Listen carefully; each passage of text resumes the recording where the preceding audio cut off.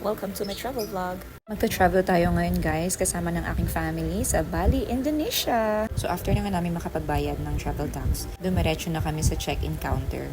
Hindi ko na na-videohan ang immigration officer encounter namin.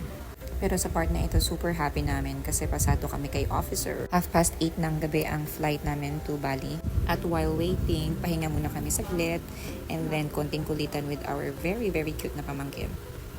Nagpe-pretend kami dyan na masama ang pakiramdam namin. Para nga naman ikis kami ng aming pamangkin. Siyempre, hindi ako papayag nung wala akong kiss. Ako naman, Enzo, please. Punta tita. Hug tita.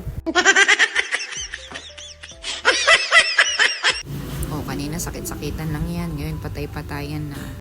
Wake up, Tita Joyce. Wake up.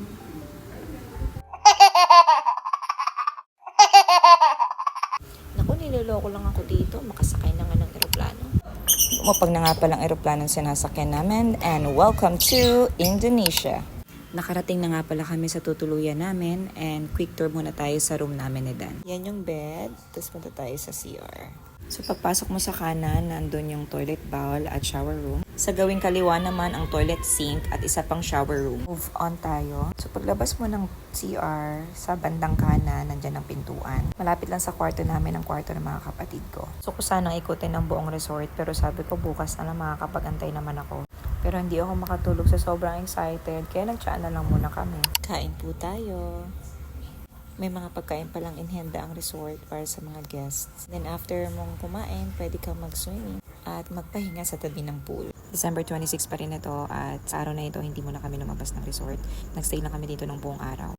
Bali ang pinakagala namin ay kinabukasan pa December 27. Sa ngayon, in-enjoy muna namin ang pagstay sa resort. Banding muna kami magkakapatid. Wala ngang merienda dito sa resort pero no worries kasi may baon kaming puto cheese. Wow! Kaya shoutout nga pala sa sister-in-law ko dahil sa puto mo, nabusog na naman ang tiyan ko. Kainan na naman. Meron sila ditong parang kalasan ng garlic na medyo maanghang. Sunod naman, it reminds me yung taste ng gochugaru ng Korean. Ito namang paste na ito, maanghang din siya pero hindi ko siya makompare sa mga pagkain na tikman ko na before. Pero basta masarap siya. Itong mga pampalasa na ito guys, ilalagay natin mamaya sa pho or noodle soup ng mga Indonesian. Mukhang ordinary lang yan pero kapag pinaghalo-halo mo na lahat, ang sarap-sarap niyan guys. Ibibida ko nga rin pala sa inyo guys na doon sa resort na pinuntahan namin, sandamakmak ng mga tsaa at kape ang ihahain sa inyo.